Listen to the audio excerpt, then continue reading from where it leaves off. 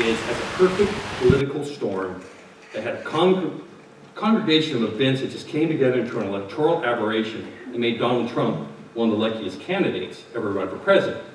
Of course, he did have a little help from his friends. That's coming up. It's not coming up. We're having there he is. There's his friend. So, what a lot of us really wonder is, how could somebody who insulted women, mocked disabled people, insulted Mexicans, attacked immigrants, refused to release his taxes, how could somebody really get elected president? Some people say, well, he's a Teflon candidate like Donald Trump. Like Ronald Reagan, sorry. But that's really not true, because Trump had the lowest approval ratings of anybody ever to run for office. The only thing is, one other person had very low approval ratings too, and that was Hillary Clinton. And this points around to one of the big developments in this campaign. It really has to be looked at because it really threatens our political system. And that is, it's hard for the voter now to tell between the truth and what's not the truth. And there's a lot of fake news that was put out. There's been a lot of discussion on that recently, but most of it is really geared towards Hillary. And I think that seems pretty reasonable, because how can you put fake news out and become more outlandish than to say that Trump did, that Mexicans are criminals and rapists, or that he didn't pay taxes for 18 years. It just wouldn't have made much difference. But a lot of this stuff came out against Hillary, and the average voter is not able, as in the past, to really separate the facts. So you had two Velcro candidates. For one of them, the truth, as is Trump, stuck. And for the other one, much of what wasn't true stuck.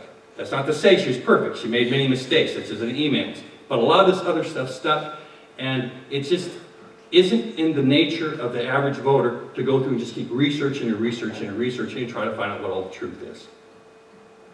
As I say, this is a long-term problem we're going to have to address. Some people say that this election was really about change, but it really doesn't show that. Democrats picked up a few seats in Congress. Incumbents still were widely elected. You look at the votes between Democrat and Republican candidates for Congress, it's almost the same. Interestingly enough, Donald Trump was outpolled by all the Republican congressional candidates in the country. But Hillary Clinton actually received 4 million more votes than Democratic. I'm not sure exactly what that means, but it's an interesting figure. And then the other thing is why this was really not about change is, as the campaign went along, Barack Obama's approval rating kept going up. If people aren't happy with the status quo, they wouldn't be supporting it. So let's go back to November 8th. These are poll results from the last major polls. And everybody was pretty much expecting that Clinton was going to win. Of course, that didn't happen. Sure. But the polls, people afterwards wonder, how come they were so wrong? Well, they weren't wrong. Yes, those that predicted Trump to win were off by 4 or 5%. But you start looking at those for Clinton and the vote, they're pretty close. And you look down here at Real Clear Politics National Average, which is a compilation of all these polls. They really, they had Trump pick up about 1.2%. That's not bad poll taking. That's pretty darn good accurate poll taking. But the big problem is that this is a national poll. And here in the United States, we do not elect the president in a national election. We elect the president by state elections. And there was a dearth of critical state polling in the week before the election in places like Pennsylvania, Ohio, and Wisconsin. So, the actual results. A week after the election, Kellyanne Conway, Trump's campaign manager, said, "It wasn't even close, and Donald Trump has a mandate for his agenda." Well, I hate to break Ms. Conway's bubble, but to get a mandate, you first have to have a plurality. Actually, you have to have a majority, a convincing majority, and that is not here. How did Donald Trump turn this into a victory? It's because of the archaic system, as you all know, we call the Electoral College. And in the 64 elections that we've had for president, 5 of them have misfired, but a popular vote leader has lost. The last case before this was 2000. In 11 of the closest presidential elections of 3% or less of popular vote, 4 of those have been aberrations like this. That's almost a 40% rate. This is not an unusual circumstance to develop. And it happens when a country is evenly divided, as we are right now. 2 of our last 5 elections have been decided this way. And the last time this happened in that kind of frequency was right after the Civil War, when this country was divided also very equally in 2 out of 4 elections. This fired along the same line. What generally happens in this case, when a candidate gets in, they do not have a mandate because they don't even have most of the people supporting them, or a plurality. And they tend to be weak and ineffectual leaders. And they tend also to be single-term presidents. George Bush is the only one that ever won re-election. And one can make the argument that the only reason he did that is because shortly into his presidency there was 9/11 and the country came together, and he was the political beneficiary of it. Donald Trump's going to face much of a similar situation. And he has a special problem because he's the only person ever going to be to assume the office of presidency who has never held or has never been elected to or appointed to public office. He's a political novice. And he's probably about to get a schooling. But take a look at this. There's some really interesting things here. 1 million people write-ins. That is unprecedented. Nothing ever like that come up. Evan McMullen, he entered the race in August when your campaigns are getting ready to head for the final stretch. He was only on the ballot in a handful of states. He ran clearly as an anti-Trump, anti-Clinton candidate. He pulled over 20% in Utah, nearly 10% in Idaho. And then you look at Johnson and Stein. We have a very interesting metric we can use here, and we want to compare the 2016 election to the 2012, because Johnson and Stein were on the 2012 ballots as well. The main difference that went on is you had Barack Obama and Mitt Romney instead of Donald Trump and Hillary Clinton. Johnson and Stein, they got 3 to 4 times more votes in 2016 than they did in 2012. Altogether, 6 million more people voted third party in 2016 than they did in 2012. If we compare the 2 elections, first thing we'll point out is there are 8 million more people voted this last year than they did in 2012. It was a higher turnout, about 6% higher. Actually, that 8 million, some of it's a little bit from natural population growth, but really there was a much bigger turnout. And if you look at it, Clinton got about the same amount of votes as Obama, with 8 million more voters. Trump had 2 million. Picked up some. But the big difference, of course, is the third party. How do you evaluate all that? Well, there's a lot of ways. I mean, Trump could have brought out more voters, as it appears. A few more, but a lot of other people just turned away, too. Voted third party.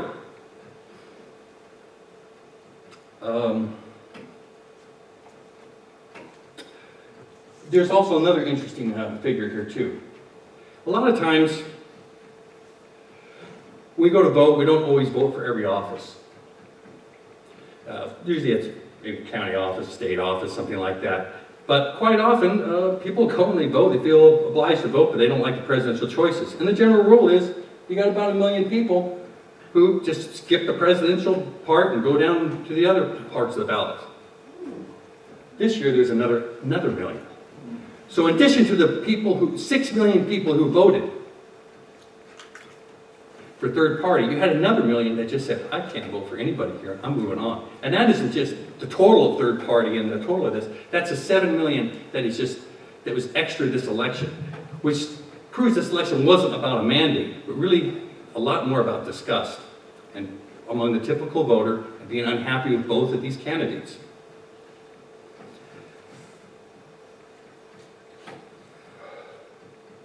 Let's see. Let's take a look here. This is where the map, the results broke out. You've probably all seen that. The reason that it's cross-hatched up here in Maine is that Maine is like Nebraska. It'll give out electoral votes by congressional district, and Donald Trump did carry one congressional district up there. So he got one electoral vote, and Hillary Clinton got 3. These are the states that changed from 2012 to 2016. Mainly up here in the Midwest. That's where the difference is. That's where Trump won. You look up here, he won pretty convincingly by 36, that congressional district. He won very convincingly in Ohio, almost 500,000, and the same thing in Iowa. Florida down here, he won by 1%. Obama had won it by 1%. So it was very close to the same. But you look at Wisconsin, Michigan, and Pennsylvania. The difference in those states is all less than 1%. 78,000 votes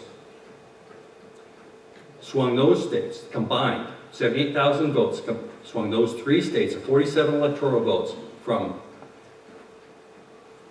Clinton to Trump. And that 46 electoral votes is the margin of victory. Now, a lot of people will say, yes, well, Trump, raised jobs and manufacturing issues, trade issues, and he riled up the white working class and got them out to vote, and overwhelmingly, and that's what made the difference. And this is the area, a lot of people say, that's where a lot of jobs have been lost over the last 30 years. Matter of fact, on election night on CNN, one of the CNN commentators, Van Jones, he referred to what happened up here as a white lash. And there's some truth to this. But this isn't why Hillary Clinton lost.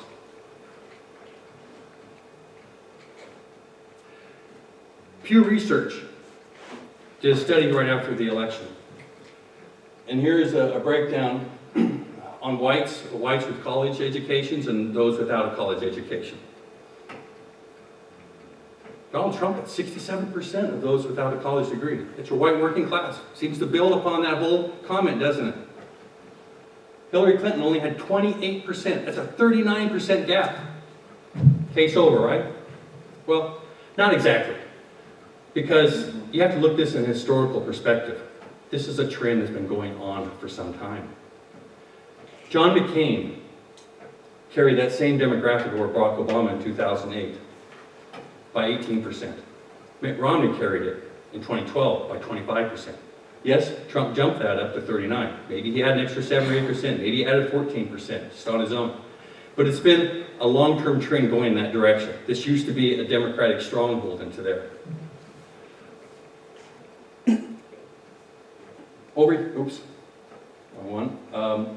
Over here, the whites with college degrees, Trump won that by 4%, 49 to 45.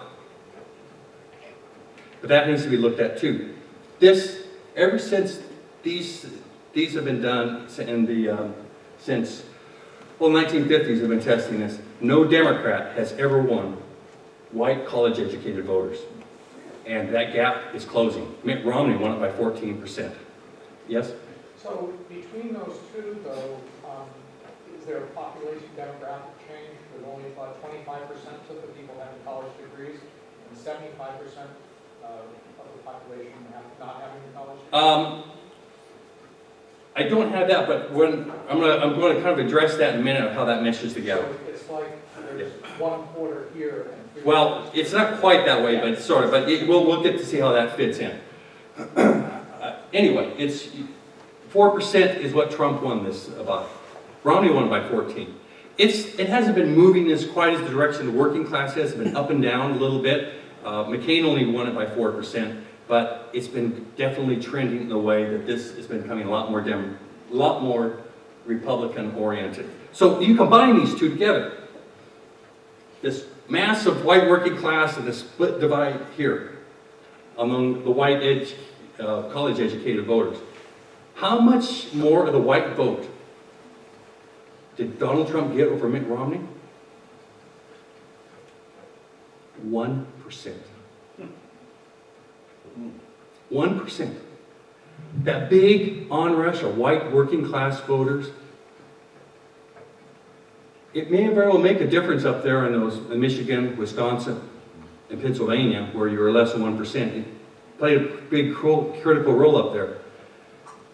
But it isn't really all that much different. There's something else in here to play.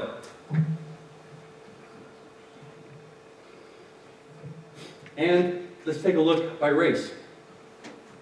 Here's a 1% better than Trump did. But Clinton, among blacks, did 7% less than Barack Obama. And then if you really want to be surprised, among Hispanics, she was 8% lower. Hillary Clinton carried Hispanics over Trump by 36%. That was less than Trump carried a white working class. Actually, Trump pulled about the same amount in the Hispanic vote as Mitt Romney did. Some people say he even did 1% better. So it isn't so much the white working class came all for Trump, because that seemed to be offset by more of a white college-educated voters. It was a drop in minority voters that hurt Clinton. But there's even some more quirks into here, too. These are the 14 swing states. These are the states the candidates all campaigned on, heavily. Remember earlier I said that the vote had increased by 5.9%. Well, in these 14 states, where the candidates had traveled up and down and campaigning hard, the average national increase is 5.9%, but in these states it's 4.8%. You go to the white states where the candidates didn't show up much, it's 6.4%. The more these candidates showed themselves, the less enthused the voters were.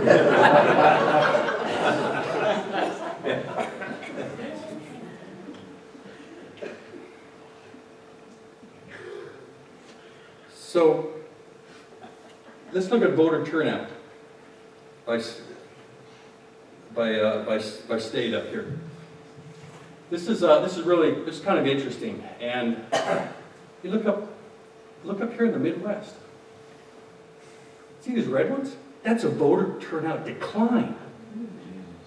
These are states that all Trump carried. Yes, there was a big surge in Florida and Pennsylvania, but in some of these others, there was actually a turnout decline. And then over here in the West, if you look, there's a big surge of voters out here in the West. This is a big increase in California, in Texas, Utah, Nevada, Arizona. So whatever's happening here is, if you're making the argument that Trump poured out all these white working class voters, where is the turnout? Maybe he got them. Or maybe something else again happened here. So let's look at percent increase of votes for Trump. Yeah, I could say put for Trump twice, but anyway, for Trump over Romney. These dark states, this is where Trump pulled, and I'm talking about not percentages, but raw numbers. These are states where Trump pulled over 10% better than Mitt Romney did. And then these red ones here, which includes much of this Midwest area, it's about 3 to 10%. And so you can make an argument, okay, yeah, these white working class voters turned out up here, although the voting totals were down. And you start getting over here to these pink ones, this pale red, pink, I guess you call it. And you got to realize, Trump had less than 3% increase, but you got to realize nationally we had about 6% increase. So he didn't really do that good in that way. And in the white states, Donald Trump underperformed Mitt Romney. He got fewer votes than Mitt Romney, fewer votes in California. And the important thing to kind of look at this is Wisconsin. It's really a paradigm onto this election. Because what is happening here in Wisconsin, it's white. That means Donald Trump got fewer votes than Mitt Romney. But Mitt Romney lost it to Barack Obama, and Donald Trump carried it. And that kind of points out to what really happened here. Yes, Trump did pull out some voters up in here. But Clinton's voters did not turn out. It wasn't so much that Trump mobilized a huge amount of voters. It's that Hillary Clinton did not. They either just didn't come to vote, or they voted third party, or something happened. Interestingly enough, you look over here in the West, you remember this is a high turnout, just in the previous one. And yet, here's Trump pulling less than Romney in a lot of these states. In California, Barack Obama won it by 23% over Romney. Clinton won it by 30%. She had over 900,000 more votes than Barack Obama did. In Texas, deep red Texas, Romney won it by 16%. Trump won it by 9%. Clinton closed a gap from 1.3 million to 800,000 votes. There's 500,000 votes there, 900,000 in California. 150,000 more votes that Clinton got in Arizona. You get 50 more in Oregon, 50 more in Utah, and a few other else. You start looking around that whole West area out there, Hillary Clinton pulled 1.5 million more votes than Barack Obama did. Yet, she had the same amount of votes as Obama, nationally.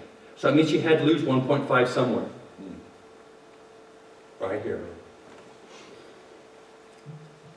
So the election, again, is not because Trump really pulled the voters out. It's that Clinton couldn't motivate them. And a lot of that has to do with both these candidates being Velcro candidates and them being discussed in the election.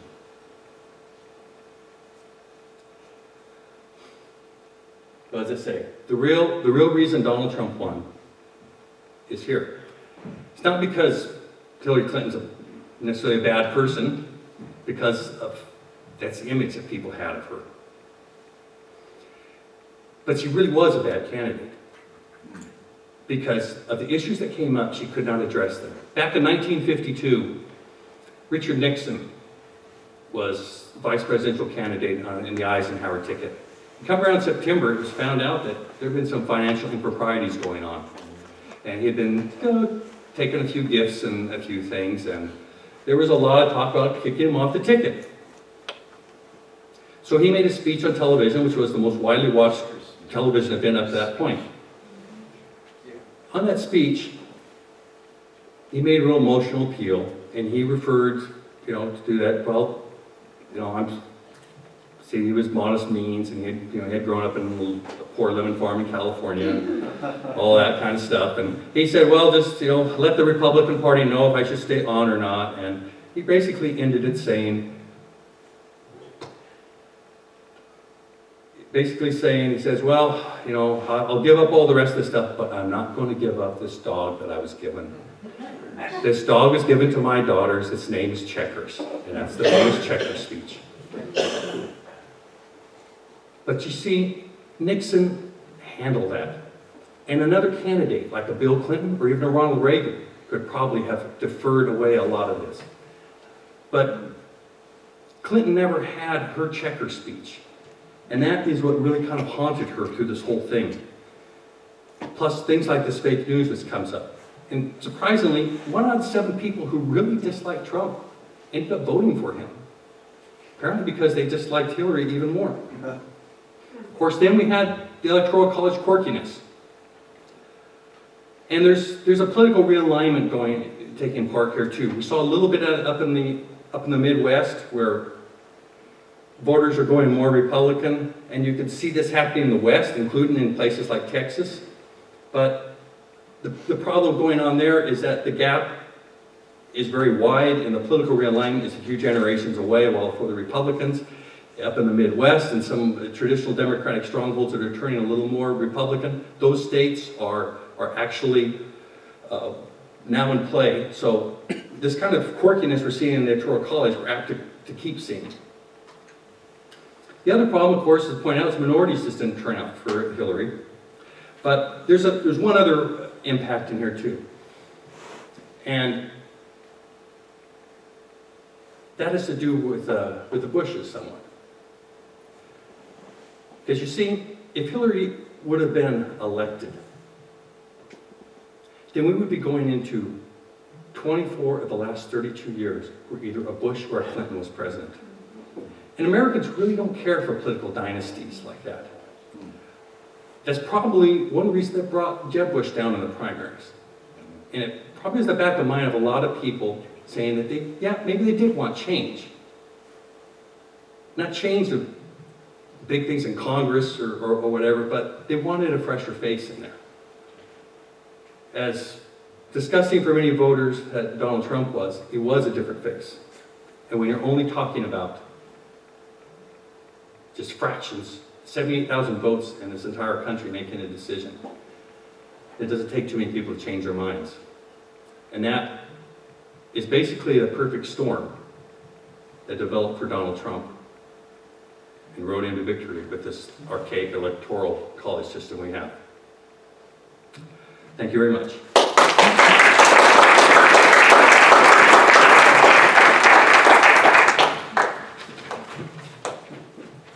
Thank you, Glenn. That was terrific. I always learn something. I'm not kidding.